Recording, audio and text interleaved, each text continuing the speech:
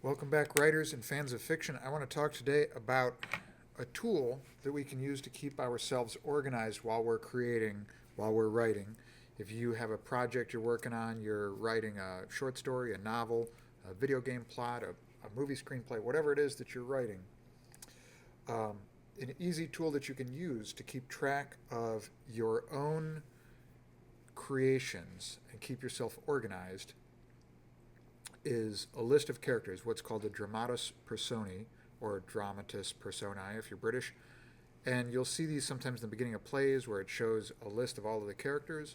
And sometimes in a playbill or something, it might have actors and one or two sort of notes about that character. It might say, Jacob Marley, played by so and so, Ebenezer Scrooge, played by so and so. Might have one little thing about there. This person is a cobbler, this person is a seamstress, this person is the police chief, etc. When we use this document that we'll create for our own writing, we will use and create much more extensive notes that are organized by character. And the reason this is very important is because as you write through your stories, your character is going to have all sorts of decisions and choices that are made by them, about them, for them, surrounding them, that are caused by the conditions of that time and place, that fictional time and place. And we need to keep track of those to prevent continuity errors, to sort of keep a good understanding of why we made those choices, what the choices actually were. And a good example of losing track of continuity. If you're wondering why I oftentimes give movies as examples, instead of written works, movies are written as well as books, and I try and choose very popular media that has the most viewership, which is why I choose things like my example today is Star Wars. So in Star Wars, we start off and we meet our very first in Episode 4, A New Hope. We meet Obi Wan Kenobi. We meet a Jedi.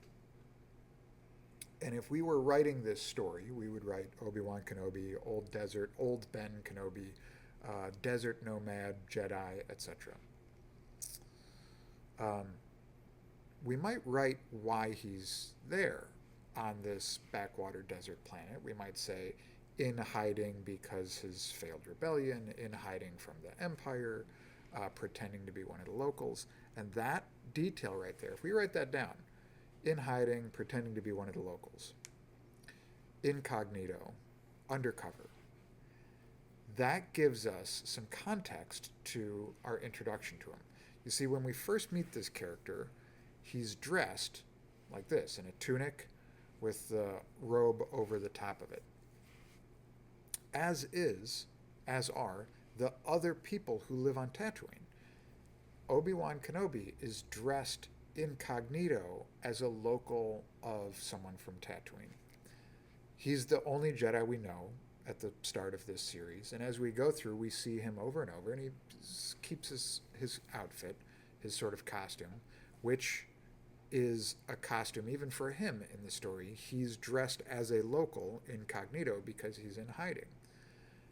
As the movies progress, we eventually get to Luke Skywalker's ascension, and he, claims his title as a Jedi, and doesn't dress in the same fashion he did in the tunic as the parochial backwater, small town clothing of the movies. He now sports this fancy black suit with the open collar. It looks a little bit like a chef outfit.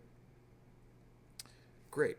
So these stories together show that Jedi are actually well tailored, wearing modern state of the art clothes, and Obi-Wan was wearing these sort of parochial, sort of rustic village clothes to fit in with the village. If Obi-Wan would have showed up in that village on Tatooine wearing, a modern cut suit with the open collar, and, black on black, and he would have stood out like a sore thumb. So in our notes, when we write Obi-Wan hiding out, pretending to be one of the locals, we then understand the costume choices a lot better. If we don't write that down, we might lose sight of that. And then decades later, when we go back to address Episode 1 Phantom Menace and we introduce Obi Wan again and Liam Neeson's character Qui-Gon Jinn, we go, what do Jedi look like? What do Jedi wear? Let's see. They wear these tunics and robes. That's what a Jedi wears. The only Jedi we knew before was wearing that because they were hiding. We would have kept that straight in our notes and not made an error or some discontinuity, because we would know why that choice was made. We would know that choice was made because this character has a backstory that wasn't exposed up until this point. But once we understand that backstory, we would know the context behind that choice. And keeping that Dramatis Personae notes page or document that is alongside what we write. So for every character, as we write along, we go, Luke Skywalker, uncertain of his, starts out uncertain of his own capabilities, you just add bullet points, begins to develop confidence, maybe becomes overconfident. You add these bullet points in, so we can quickly go back and reference, this character that we haven't seen in a couple of chapters, we started out in the beginning of the novel, we introduced them, and then in the second act we sort of lost track of them, and now they're coming back. Like, why were they this way again? We can just flip from our writing document, from our manuscript, over to our Dramatis Personae and check on our notes as, by each character and go, yep. Oh, that's right. That's why this person is in this place doing the things they're doing in the manner that they're doing them. So I strongly encourage you, and these projects take a long time. Our memories are fallible. We write, if you write 1,000 words in a day, that's a pretty, respectable day. If you do that, it might take 6 months or a year or 2 years to finish a project, even if you're making good progress. Sometimes it's just too many plates to spin and too much to juggle, so we got to keep these sorts of notes and keep them organized.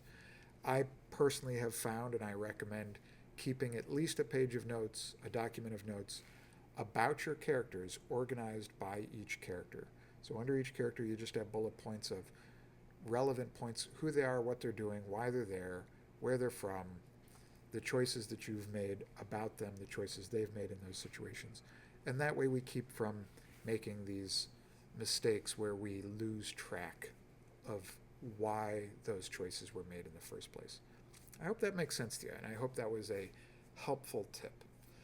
If you have more helpful tips or you have comments about this, please leave them below in the comment section, because the more we push these conversations forward, the better all of our writing will be, and the more we'll enjoy all of this writing and fiction that we all create. So thank you very much.